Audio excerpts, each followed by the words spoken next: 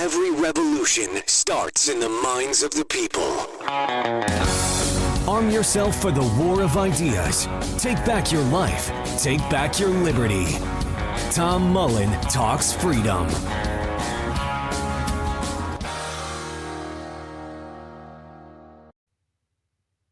Hello, everyone, and welcome back to Tom Mullen Talks Freedom.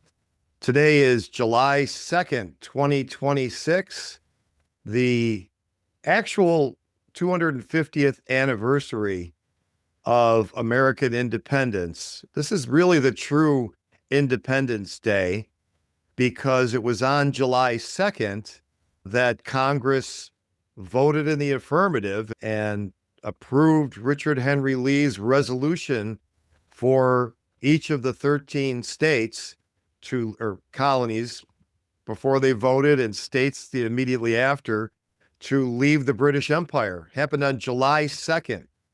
On July 4th, they approved the Declaration of Independence, which was really a document that was explaining to the rest of the world why they did it. But that wasn't actually the leaving of the empire. The leaving of the empire had already occurred 2 days earlier. So it became traditional to celebrate American independence on July 4th. Even by the time Jefferson died, same day as John Adams, they were already revering July 4th as the anniversary of American independence. I'm sure Jefferson, a very powerful political force and two-term president eventually, had no small part in the kind of veneration, what's the word? The recognition of July 4th as Independence Day rather than July 2nd. So I don't think it's completely a pedantic point. I mean, really, this is the day that it happened. And I wanted to talk a little bit about what happened that day, because I don't think a lot of people really know. I mean, they have a vague idea that, yeah, we're not British anymore. That's about it. But beyond that, I would say that not only are people somewhat ignorant of exactly the political status of the American states after July 2nd, but also the real meaning of most of the words that they know from the Declaration of Independence, which was approved 2 days later. You know, as legend has it, on this day, 250 years ago, Jefferson was feverishly scribbling, and you see the memes, what, that's due tomorrow? What? And let's not forget that after Jefferson wrote his draft, it was heavily edited by Congress, which is important, I think, because it shows that the final version really represented the views not just of one man, but Congress assembled and unanimous, according to the document itself. Now, every single one of them might not have believed in every word wholeheartedly, but they agreed to approve this document. So it wasn't just Jefferson's opinion. It was the opinion of the 56, I believe, gentlemen who eventually signed this document and voted to approve it. So let's get to the first part first. I think a lot of people, and you'll hear this, I'm sure we'll hear this on Saturday. I mean, God forbid you turn on cable news and listen to any of the claptrap. I mean, you should never be turning that on any day, least of all on 4th of July, when whatever you're going to hear is probably going to be wrong. I mean, that George Washington was the first president. Well, that didn't even happen in 1776, but they'll probably get rid of that right, but not much else. So you'll hear things like the birth of a new nation, wrong. The birth of our democracy, absolutely wrong. What really actually happened, and the evidence is in the document itself, which I probably should have just pulled up so I could read it verbatim off the page, is that 13 different states left the British Empire under the same resolution. They sent representatives to Congress, and Congress did not say, we are now a new empire or country or nation. They said that these 13 states now no longer have any connection politically to Great Britain. And, we think of the word state as like subdivision of this monolithic nation. But if you look in the document, they refer to the state of Great Britain in the document, in the Declaration of Independence. So when you said the state of Massachusetts, what they did was make the state of Massachusetts the equal of the state of Great Britain. That's what the resolution on July 2nd did. And the declaration refers to it. In fact, the whole text of the resolution is at the bottom of the Declaration of Independence. And it says this: "We, therefore, the representatives of the United States of America in General Congress assembled, appealing to the Supreme Judge of the world," that part's not in there, "but for the rectitude of our intentions, do in the name and by the authority of the good people of these colonies, solemnly publish and declare that these united colonies," the resolution part, "that these united colonies are and of right ought to be free and independent states, that they are absolved from all allegiance to the British Crown, and that all political connection between them and the state of Great Britain is and ought to be totally dissolved. And as free and independent states, they have the full power to levy war, conclude peace, contract alliances, establish commerce, and to do all other acts and things which independent states may of right do. And for the support of this declaration, blah, blah, blah, the rest of that is the flourish at the end. But what I just read is actually the Lee resolution that was passed that legally separated the United States from Great Britain. And they allude to it in the Declaration of Independence. It was already settled law for 2 days by the time they approved this declaration. So, free and independent states that can declare war. So at that point, before the Articles of Confederation were ratified, and that wouldn't be for 5 more years, by the way, each of the states were on a par with, Great Britain, Spain, France, Virginia, Massachusetts. These were all independent nations. I mean, they didn't want to, but Massachusetts had every sovereign right to declare war on Virginia if they wanted to, as much as they could declare war on France, and they wouldn't have to ask the other states. Okay, so I don't think anybody understands that. That's how the people of the time thought. When you said my country, they were talking about Virginia or South Carolina or Massachusetts, not monolithic United States of America, USA. So, I mean, and I should say, of course, it was always their intention to become more than that. But, if you read Jefferson's autobiography, he says that once they had the Declaration settled, they moved right on to start working on the Articles of Confederation.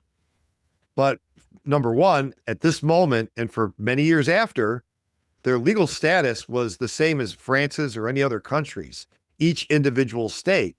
And in the Treaty of Paris that ended what we call the Revolutionary War, the 7 Years' War, the king recognized each of the states individually. I have an article about this on Libertarian Institute. I'll post a link to it. But yeah, so I mean, he lists out the 13 different states that he is recognizing the independence of each one. And it's very important, and we'll get to why, even though the status does change twice at least over the next several years, but this is the starting point for the American states, are that they're all independent countries, no different than Mexico or any other country. Okay? That's where the starting point is. And it's important to remember that, because when they do the Articles of Confederation, they don't surrender any of that. And neither do they surrender any of that later when they ratify the Constitution. That status as independent states is supposed to have survived to this day. And that's why we have the 10th Amendment. Now, people argued at the time that because there were enumerated powers in the Constitution, we didn't need the 10th Amendment, or we didn't need any of the Bill of Rights. Like all the states' constitutions had bills of rights because they didn't enumerate what powers the government had and what it didn't. So it's like, well, we can't just let them do anything. We'll have this Bill of Rights and it'll put boundaries. But the framers of the U.S. Constitution and the Articles of Confederation wanted even narrower boundaries. They didn't want you can do anything you want except for this list. They wanted, here's a list, that's all you can do, period. It's not on there, you can't do it. So they start as independent countries with the power to declare war, the power to make alliances, the power to conclude peace, conduct trade. And when they do the Articles of Confederation, they give up some of those powers voluntarily and retain all the others. So they specifically say that no one state can declare war without the others. Okay? And this is the intention here, is that they want to be something more than an alliance, but less than a nation. And I can't say enough, that's still the status today. I mean, it's largely ignored. It's repeatedly violated by the federal government and by the states just giving up their sovereignty, usually for federal money. But nothing has changed. So the Articles of Confederation didn't call it a more perfect union. They called it a firm league of friendship. That was the definition of the relationship, a firm league of friendship. And they said, we're going to give up certain powers to a Congress that represents all of these states, and everything else we retain. We're still independent countries. We're just not going to do these certain things without voting in a Congress that represents all 13 states, and then later more. So that's far different from we're going to elect a president and anything that happened to come out of his mouth during the campaign is just the law of the land. No. I mean, not even the Congress has the power to do most things that people like to campaign on, much less the president by himself. So they do the Articles of Confederation. They don't ratify them. The last state that would make it binding doesn't ratify them until 1781. Of course, the war is still going on. The Battle of Yorktown's fought in September, I believe, or October of 1781. And then after that, there's still some shooting, but no major battles. And it's kind of a waiting game for the treaty. Kind of like where we are with Iran. Like the war is over. It's been over since April, but now we're just waiting around so that they finally sign a treaty, And by the way, we're the British after Yorktown in this one, but I digress. So in any case, then they, conclude their peace with Great Britain. And then really post-war, there's another 6 years of life under the Articles of Confederation, where the states were largely independent. Now, there was always a faction that wanted to recreate the old British Empire in America, led by people like Alexander Hamilton. He was very young during the Revolution. And then, the Federalist Party. And by the time the Constitution comes along, they really wanted to get rid of this whole independent state idea and just make the states completely subordinate. And this includes James Madison, by the way. Years ago, when Kevin Gutzman wrote his book, James Madison and the Making of America, I wrote something for Washington Times on it. And I've since had him on several times, not to talk about that particular book, but his ideas in general. But one of the points he makes in that book is that, Madison's ideas were much closer to Hamilton's. at the Constitutional Convention. And, for example, he stood up like, I don't know how many dozens of times to propose that the federal Congress would have veto power over state laws. And he got voted down every time. The last time, unanimously, even by his own state. So his ideas were totally rejected. To call him the father of the Constitution is very ironic. Now, he drafted the words, and he had the integrity to draft it in such a way that it represented what the delegates agreed to, which was not the system he wanted or Hamilton wanted, but rather this system where the states retain all of their sovereignty and only delegate certain powers to the federal government. Now, one of the new ones was the Commerce Clause, the regulation of commerce between the states and with foreign nations. And thanks to that clause, we have like half the federal government.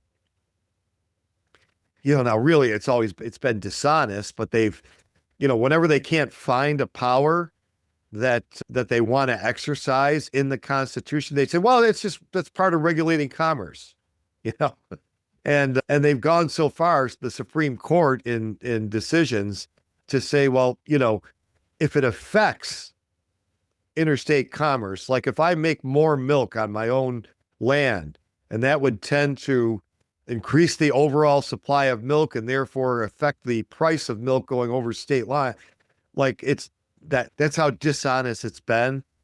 So, I mean, that's just a matter of like the people of the 20th century wanted the federal government to acquire vast new powers, and they didn't want to go through the amendment process to try to give it to the federal government because the amendment process is hard. And probably a lot of it wouldn't have been successful. So in any case, getting back to 1776, we've got these independent countries, and they delegate a few powers to a federal government in the Articles of Confederation, and then they delegate a few more in the Constitution. But to this day, they're supposed to be independent states that make all other decisions that are not listed in Article 1, Section 8. If the power's not there, they're not supposed to be doing it. Maybe I'll put it up on the screen. And I still have the document around. Maybe I don't. And we'll look at the list of powers. So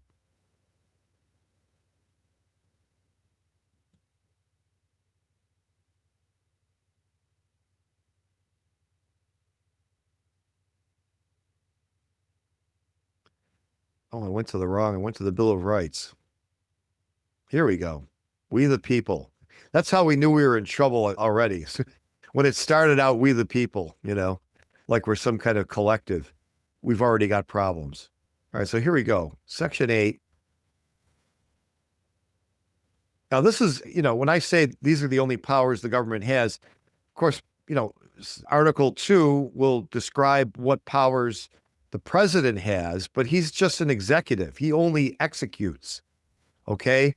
So he's only doing what Congress tells him to do. That's the idea. I know now that's backwards. Like the president wants a certain law passed, and if anyone votes against it, he gets primaried out of office. Like that's backwards. That's idiotic, especially with the idiot we have in there making these decisions. But let's see. Okay, so I'm going to share my screen. Don't okay boomer me because I'm not a boomer. All right. Did I do it? Okay. You should be seeing, you're seeing this list here. And let's it's the power to tax, which is way too broad for my liking, but you got to collect taxes. If you're going to spend money, you got to get it from somewhere. To borrow money, that's another power they have. To regulate commerce with foreign nations and among the several states and with the Indian tribes. Remember, the Indian tribes are separate nations themselves. To establish a uniform rule of naturalization, who becomes a citizen, and uniform laws on the subject of bankruptcies throughout the United States. So bankruptcy court and who becomes a citizen. To coin money, regulate the value thereof in a foreign coin and fix the standards of weights and measures. And by the way, to coin money means just what it means. Robert Murphy has done great work, and maybe I'll link to that. Just like a lot of people try to get like the Fed or even the old banks of the United States out of this clause, but that's not what it says. To coin money actually means to make coins. So in other words, you bring your gold bullion to the U.S. Mint, and the U.S. Mint makes $1 coins out of it and stamps them to certify, yes, we are certifying that this has X amounts of grams or however they measured it to equal what the law says is $1. That's all they're doing. That's all coining money was.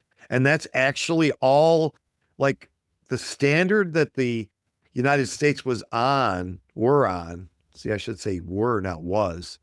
Before the Civil War was basically this. People carried around coins. And well, how do I know that coin is, really X number of fine grains of gold or silver? Well, because it's got the stamp on it. I had the mint do it, and they're standing behind that. So that's what coin and regulate the value thereof is, just to say, what's a dollar? Okay. It's this many grams of gold. All right. To provide for the punishment of counterfeiting the securities and current coin of the United States. So when the United States issued a bond, that would be the counterfeit, or cutting coins, putting a fake U.S. stamp on a coin that doesn't really have as many grams of gold as it's supposed to. To establish his post offices and post roads. Another one that we could have done without. To promote the progress of science and useful arts by securing patents. Okay, that's that one, patents. To constitute tribunals inferior to the Supreme Court, so the Congress can make up a bunch of little courts. Define and punish piracies and felonies committed on the high seas and offenses against the law of nations. Okay, kind of a foreign policy one. To declare war, another one. Grant letters of marque and reprisal, make rules concerning the captures on land and water.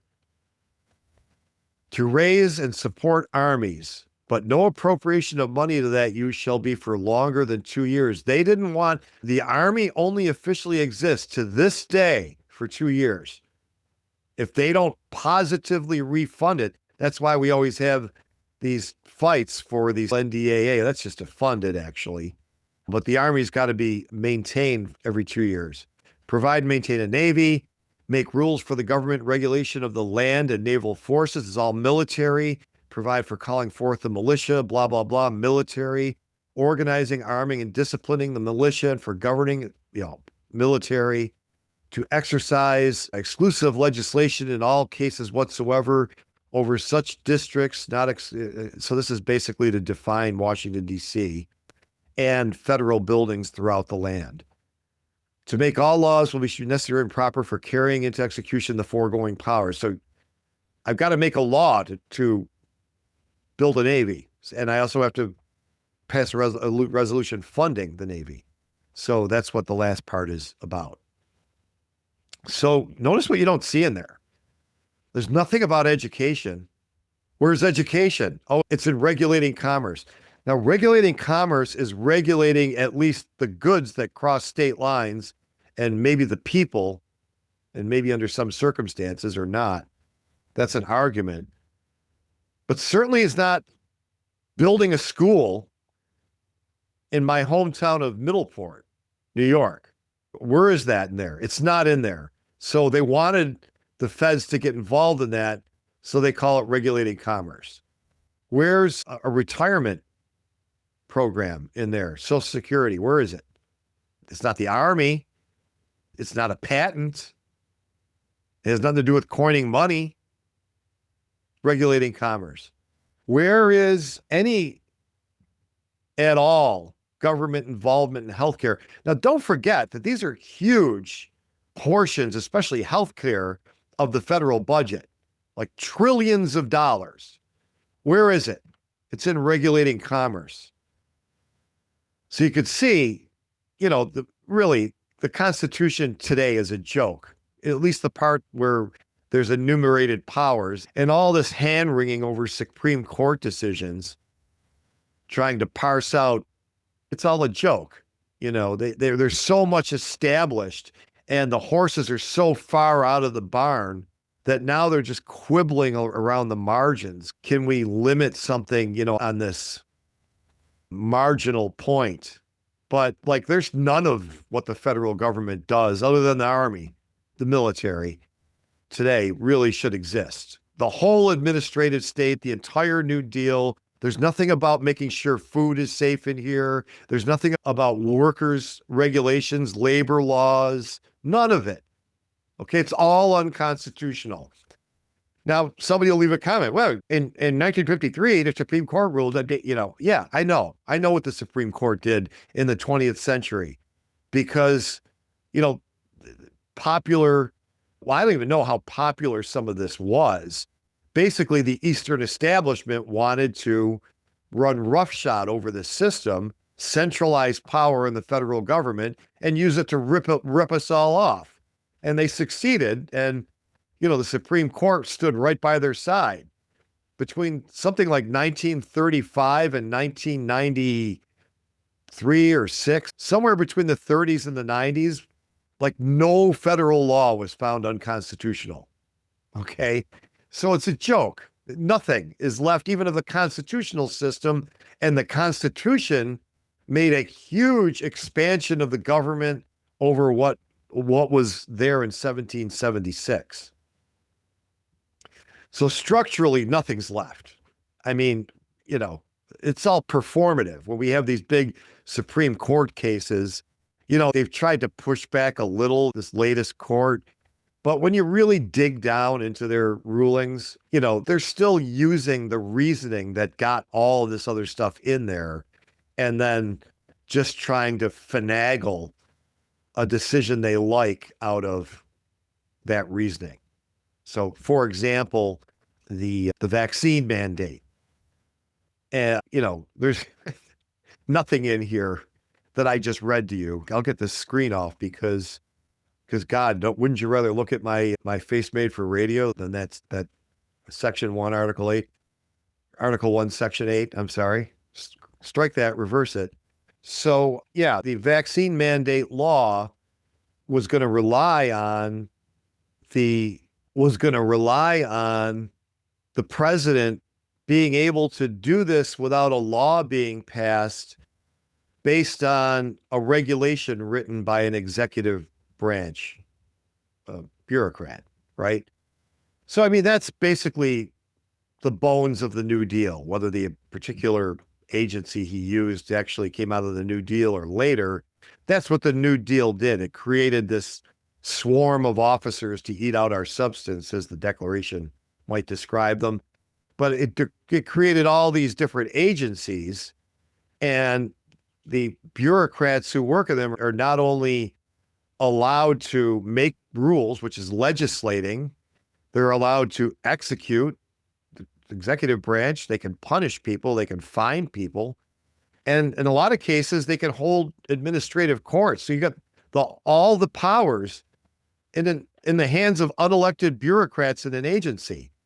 And the way they got there is like Congress would pass a law saying, we hereby create the Securities and Exchange Commission, and they'll write rules and regulate the trading of securities or whatever, milk, food, drugs, whatever.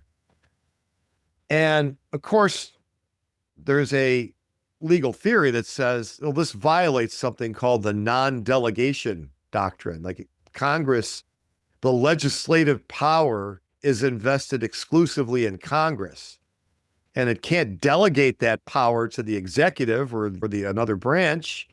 Otherwise, it wouldn't matter. That like kind of defeats the whole purpose. As the great Robert De Niro once said, you overcook it, it's no good. It defeats its own purpose. So no, they can't just delegate away. Well, we hereby write a rule that says now some other branch has the power to legislate. They can't do that. So the court mentioned that non-delegation doctrine, but they couldn't just strike down the whole power altogether. Or you're going to be striking down the whole New Deal altogether. And there's too much in there that they like. So they, wrote some mealy-mouthed language. Basically, it comes down to, well, you can't do it that much. And, and again, fiddling around the margins to allow all the other rank abuse to stand, but get rid of this one thing that they don't like. So under the principle that Congress can't delegate power to another branch, the whole New Deal goes away. And that was the original ruling. That's why FDR threatened to pack the court, was because they struck down most of the New Deal based on this principle. Because the New Deal really gets rid of our Constitution and just puts all the power in the hands of the executive. So, which is what FDR wanted. Anyway, so the structure is gone. It's just gone. I mean, really, to talk about something being constitutional in this respect it's kind of ludicrous at this point, because the horses haven't just left the barn. I mean, they've left the continent. They're galloping out in Asia somewhere. So, and that's more the Constitution than 1776. But the Constitution was already an expansion, and we're not even following that. So believe me, whatever structurally was there in 1770, that's gone. And I just want to say a few words about the ideas there too. And I think the central idea that was there in 1776 and is not there anymore is private property, the centrality of private property to everything. The Declaration says, we hold these truths to be self-evident, that all men are created equal and are endowed by their Creator with certain inalienable rights, that among these are life, liberty, and the pursuit of happiness. Now, I've written at least one article. Well, this newest one mentions the old one, but I don't even like what I just read there. I don't like that. And here's why. Because the rights part alludes to certain unalienable rights. For whatever reason, it's unalienable in the Declaration and it's inalienable everywhere else. But they mean the same thing, as does United States, whether it's all in capital letters or not. But anyway, my problem with it is that it implies that there are these myriad rights, but we're not going to name what they are. And that among them are life, liberty, and the pursuit of happiness. And it doesn't define what they all have in common. But I can tell you what they all have in common with certainty, that they are all property rights. That's how they were understood. And if you get into my article, you'll see that Thomas Jefferson told us this. He told us what essays to read to understand the American philosophy. And in those essays, all rights, all natural and inalienable rights are property rights. They derive from the original property, which every person has in himself. He owns himself. And this all comes from John Locke. And again, Jefferson passed a resolution wrote it and had it passed by the University of Virginia to make sure there was no confusion about what we believe. And he pointed to Locke's second treatise, also to Algernon Sidney's Discourses on Government. And the reason he had those two in there was Sidney's Discourses was very popular. And the purpose of it was to refute an argument by a guy named Sir Robert Filmer for the Divine Right of Kings in a document called Patriarcha. And in this document, Filmer argues that starting with Adam and down through the biblical patriarchs, that all the modern kings had inherited their authority going back to Adam. It's completely ludicrous. And, Sidney and also Locke wrote his first treatise for the same reason Sidney wrote discourses on government, to refute this absolute lunatic nonsense that somehow kings have a natural right to rule derived from Adam. So Jefferson chose the Sidney essay instead of just saying read Locke's first and second treatise. Maybe he liked that better. I know, again, it was very popular among the colonists, and Sidney actually died for writing it. He was prosecuted for treason, and the witness they called was the document itself. That was the witness against him. And then he argued, well, look, I never published this. I just wrote it down. And they said, well, that was enough. And they hung him or cut off his head. I can't remember which. So he died for this thing. So good for Jefferson to, get him a mention.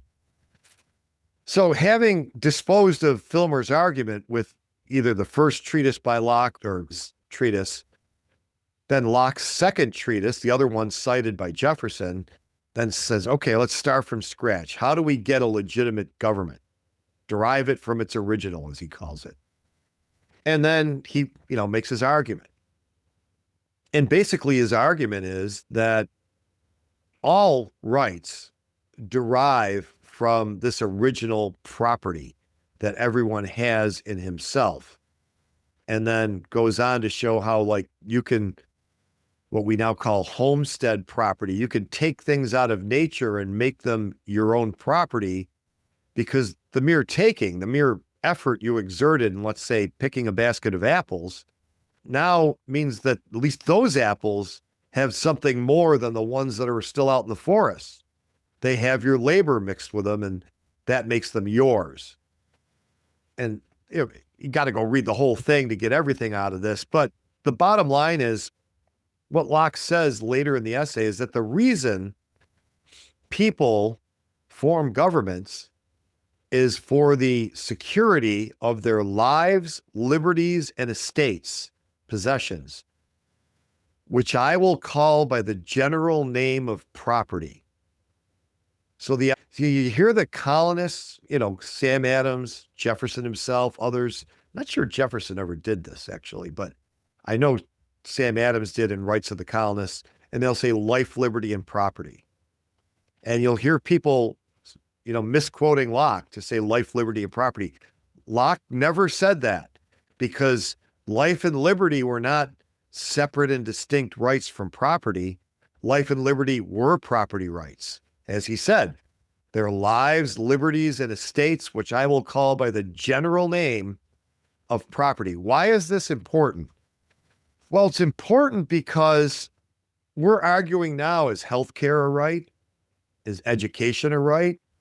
Is enough food to at least survive on? I mean, not filet mignon, but let's say somebody can't afford enough food even to survive. Is it a right for them to force other people to provide it to them? Well, I mean, under the 1776 definition, no, of course not. None of this is, because this is all the property of other people, which you can't have a right to. You have every right to ask, hey, I'm in trouble here. I need a little help. Could you help me? Perfectly fine. Morally, legally, constitutionally, philosophically, whatever. But not to point a gun and say, give me this food. I can't afford my own. It's, so really the whole government goes away. I mean, the part of the government that we'd have left if we stuck to these principles is not even as big as the one we had when Grover Cleveland was president, and it spent about 3% of GDP. It'd be even smaller than that.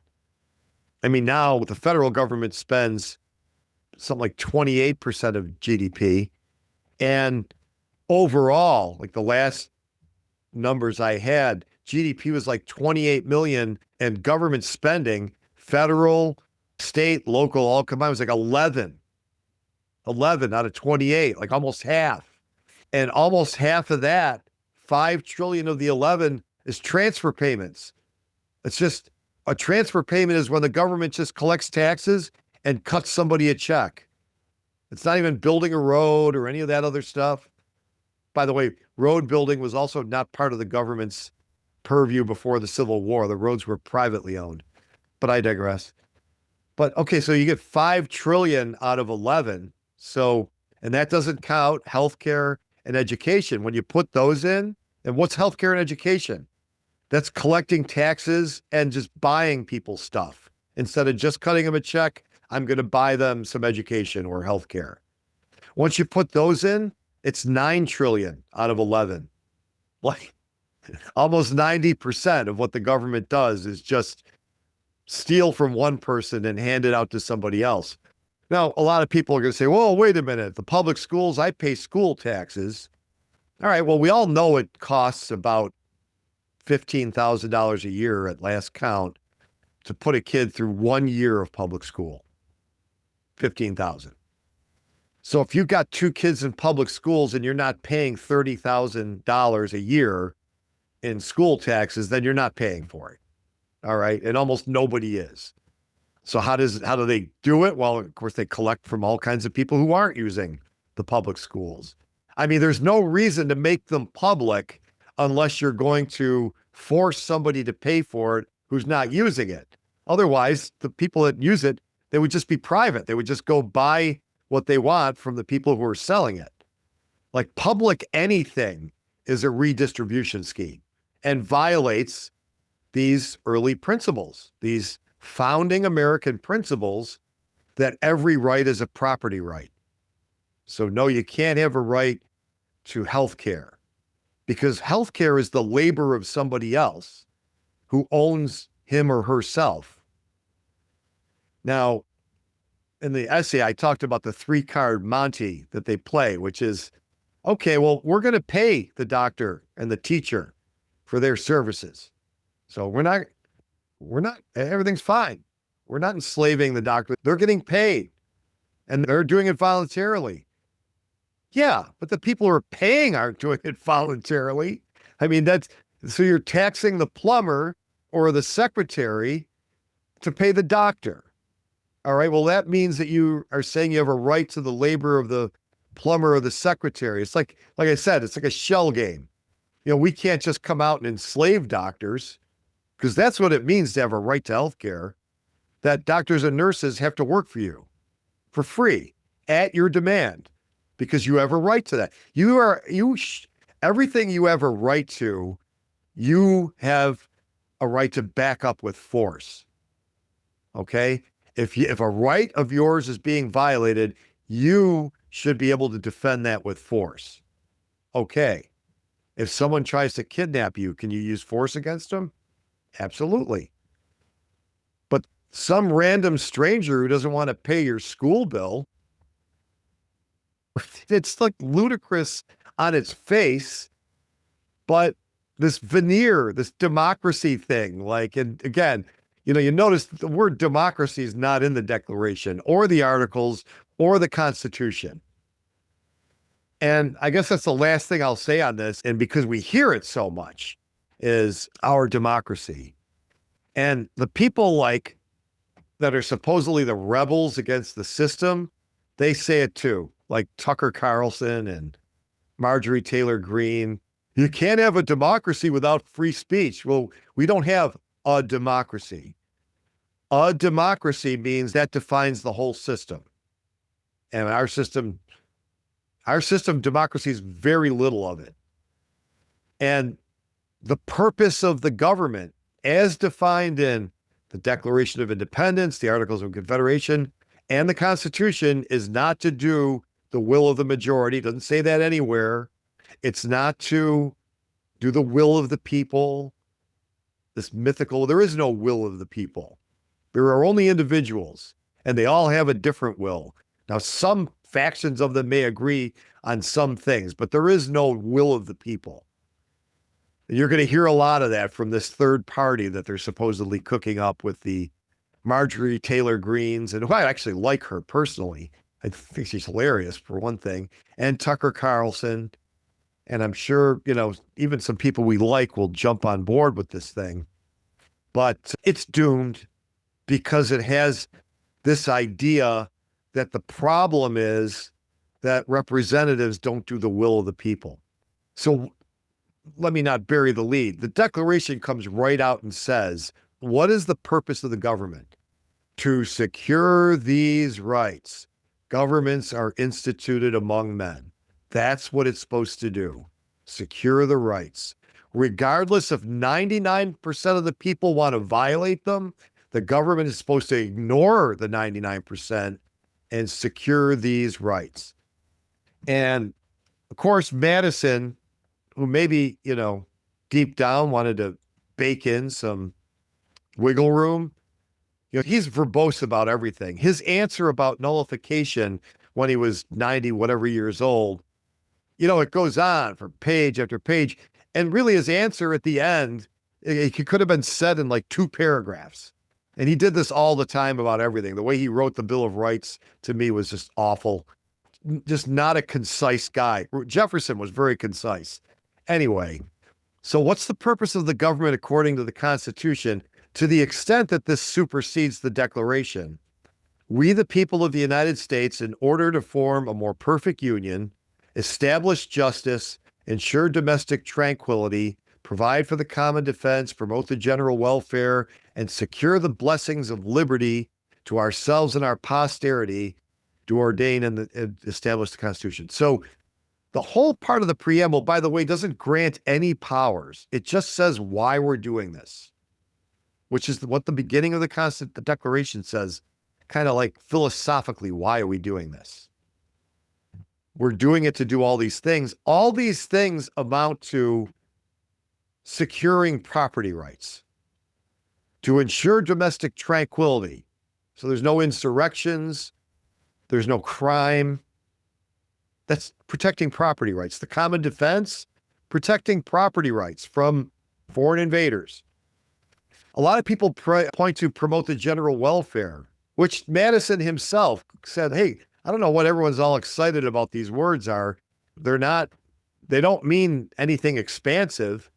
And certainly they don't mean that there's a power in there somewhere that's not in Article 1, Section 8. I mean, we wouldn't bother to enumerate other powers if you could do anything you want under the general welfare. But the general welfare is understood to be like everybody's property rights are protected equally. That's it. So it's completely lost. I'm telling you, nobody thinks like this in America today. Nobody thinks when there's some political dispute, well, who's got the property right here? Is anyone's property right being violated? Well, of course, the answer to almost everything proposed in our lifetimes has been, yeah, it's mainly the taxpayers. Sometimes, taxes aren't involved. It's some new sweeping surveillance power or regulatory power. Every regulation violates someone's property right, because if I own myself, I have the right to eat any food I want, whether RFK Jr. thinks it's healthy or not. And I can take any drugs I want. Whether a doctor approves, I don't need a permission slip from a doctor. It's very smart to get advice from a doctor before you take any drugs. I'm all for that, but it's not the doctor's decision, it's yours. I hear a lot of people like on the whole trans thing, and this is one of my problems with Chase Oliver's take. He said correctly, the government shouldn't be involved. Agree with that.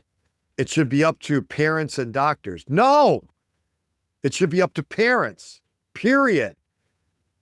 They can seek a doctor's advice, but doctors have all kinds of nefarious connections to the state, mandated reporting, blah, blah, blah. So it's not up to them. It's up to the parents, period, who I would recommend take the doctor's advice if you're going to do any kind of make any medical decision. But at the end of the day, they don't need permission.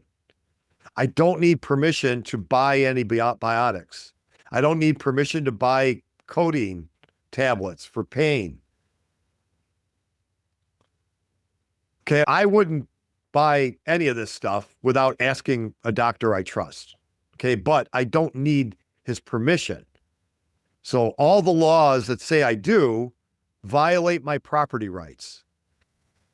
And this, and a lot of people say, oh, yeah, I agree with all that, but it's selling them. That's where we have to regulate, so that these sellers are not taking advantage of people. No, if you own something, you have a right to dispose of it. That's like part of the definition of owning is disposal, to sell or give away or destroy. It's yours, okay? You could sell it to any willing buyer. Do I have to put a label on it? No. Now, the buyer could say, if you don't put a label on this telling me every ingredient, I'm not going to buy it. Perfectly legit. That's the control. That is the limit on your liberty to sell, is the buyer's liberty to say no. That goes for the GMO controversy, all of it. I mean, there's so much. Nobody knows how to think the way Sam Adams and Tom Jefferson were thinking in 1776. I'm telling you, and this new party will be all about do the will of the people, the whole not doing the bidding of a foreign power will be big. The whole Israel and, Iran thing will be out there. And I agree with that. But the alternative is not to do the will of the majority. If you don't have a government that limits itself to defending your rights, then you have a government that exists to trample them, which is what all of our governments do, federal, state, and local. So other than that, everything's fine. I just thought I'd cheer you up. We're heading into a holiday weekend here. Hopefully you'll crack the champagne of beers. I don't drink it during the winter, just during the summer. Every good American should be drinking Canadian lager during the summer. I mean, during the winter, and then American lager during the summer. And yeah, have a great time. But think about some of these things. Do me a favor. I mean, Tom Jefferson told you where to go to find out what the declaration you'll be celebrating on Saturday means. Go read that essay. It's not that long. I'll post the link. It's free. And if you read that essay and you understand it, you're going to find out that nothing is left. Nothing from 1776 is left. It's all gone. But it doesn't have to be gone permanently. And I want to wish everybody a happy 4th of July weekend. If you haven't already, please do subscribe to this podcast. All of the audio platforms, Apple, Stitcher, Google Play, it's on all of them. I also have a YouTube version of this so you can actually watch video, and there'll be a link to that in the show notes. And we'll see you again next week. We'll talk more about this 14th Amendment issue next week. I was thinking about talking about it today, but I'm not going to have time to do this 4th of July thing and that. And I thought, well, I'll empty my spleen about the 4th of July in 1776 first, and then we'll tackle this 14th Amendment thing next week. I'll try to get some guests on that one too. I know it's a big deal.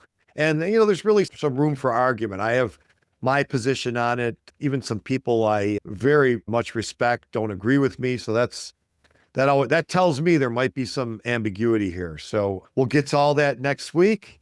And in the meantime, thank you for listening to Tom Mullen Talks Freedom. The war of ideas has only just begun. Arm yourself with the knowledge you need by heading to TomMullenTalksFreedom.com and subscribing to our email list. And remember, every revolution starts in the minds of the people.